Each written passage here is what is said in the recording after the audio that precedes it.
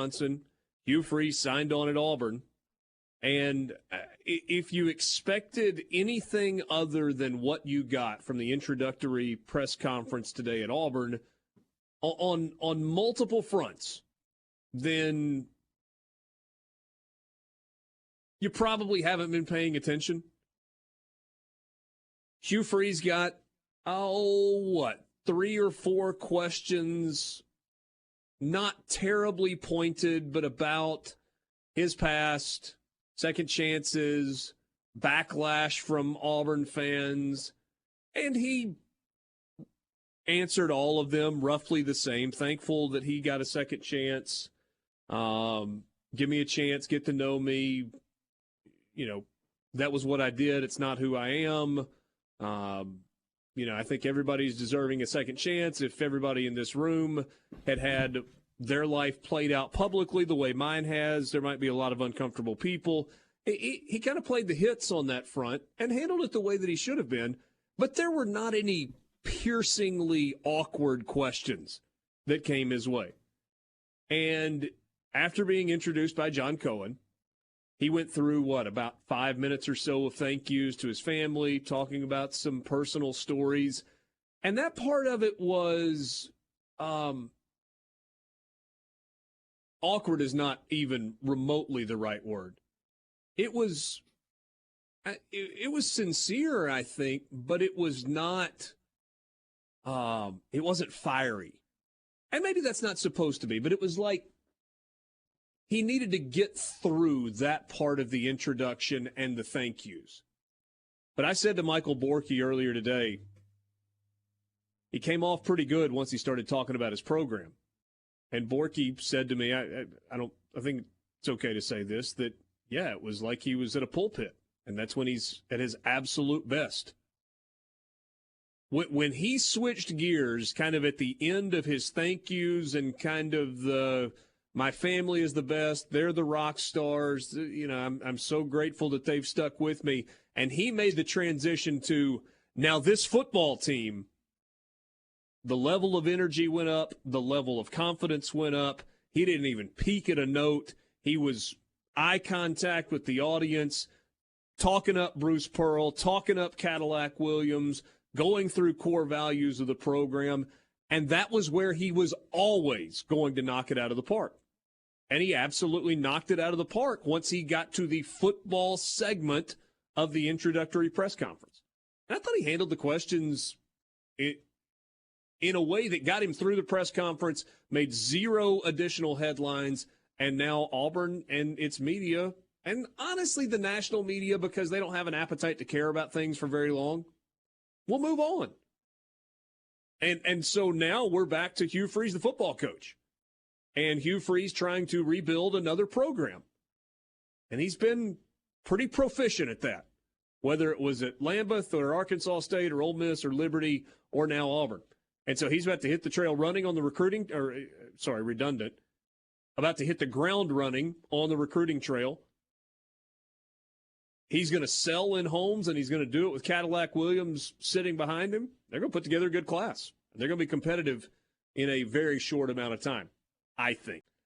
I said a lot about about Hugh Freeze just a few minutes ago, the press conference day. I think both of you guys watched it, or at least have watched parts of it. What were your takeaways? Yeah, I watched it and wasn't surprised. I mean, I brought up the point yesterday that they were going to make sure that no real questions were asked, and there were 3 missteps, I think. 1 from the media, 2 from Auburn. The first one is nobody asked him about the messages. And as we learned last night, based on reporting from people in the room, that it wasn't just one emotionally charged message to somebody actively suing his employer. He sent 2 messages.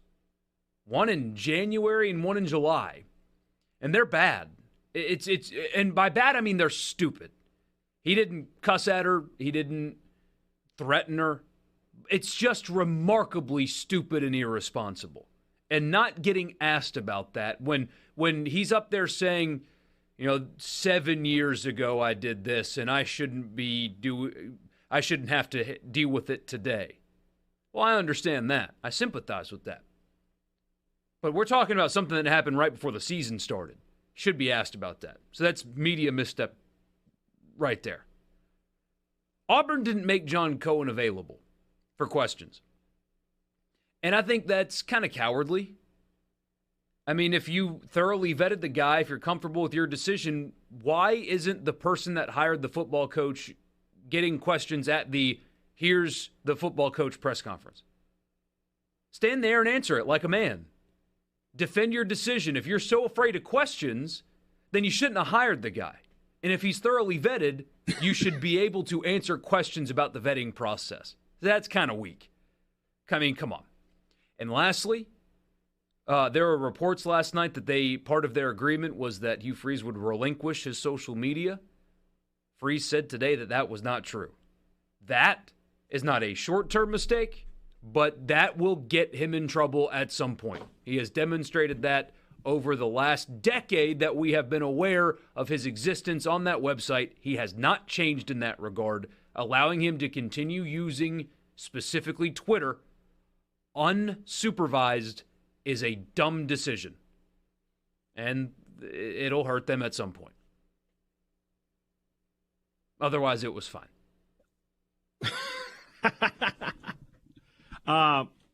Cohen not taking questions is the big thing to me. And Cohen, if you're wondering, lights flickering here. You might lose me in any second, man. Okay. But Cohen took questions after Moorhead and Leach.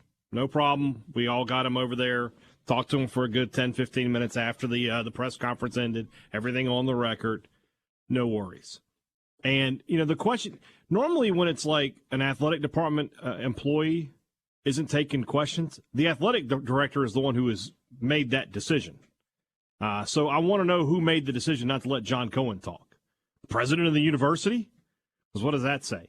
I had some folks reach out to me today, and they were just like, they were not happy with the way that went. Some people who, some people in the athletic director. No, people who work in the world of athletics. Okay. At the college level. Yeah. They were just like pretty lame.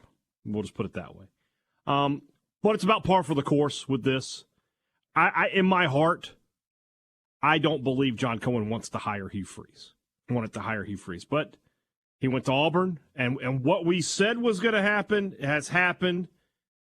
The man is beholden to his shareholders, and they have made their decision, and this is the way it is. And so you can enjoy, you get $1.5 million a year to sit up at that podium and talk about what a great guy Hugh Freeze is. And if he wins a lot of football games, you've got Bruce Pearl, who's going to win a lot of basketball games. You got Butch Thompson, who's going to win a lot of baseball games. Your life should be pretty easy there at Auburn. Yeah. So what, who do you think John Cohen wanted to hire? Lane Kiffin? No, probably. If I had to guess, probably Jeff Grimes, somebody like that. Well, that was never going to fly, and he should have known that from the day that he took the job. So I don't think there was any surprise for John Cohen there. I mean, I don't think he wanted to hire Kiffin or Freeze. I'll put it that way. Yeah. Well, if he didn't want to hire either of those two, given where everybody that covered this search from like the day Auburn let Brian Harsin go until today, then he didn't do a very good job like vetting the job that he was taking himself. Because it felt pretty likely that one of those two guys was going to be the head coach there. It took a little while for Hugh Freeze's name to surface. All right, let's set all that stuff aside for a second. And let's talk about it on the football front. Because the other stuff really, like I said a second ago, short attention span. Auburn fans aren't going to continue to talk about it. Fans of other schools will jab Auburn fans. Maybe there's some intrepid national reporter who decides to dig a little bit more, but it's not like it's going to be an onslaught of stories. So for the most part, the uncomfortableness of questions about his past are now in the rearview mirror for Hugh Freeze. He got the new big job. He went through the press conference. He had a script on how he was going to answer those questions.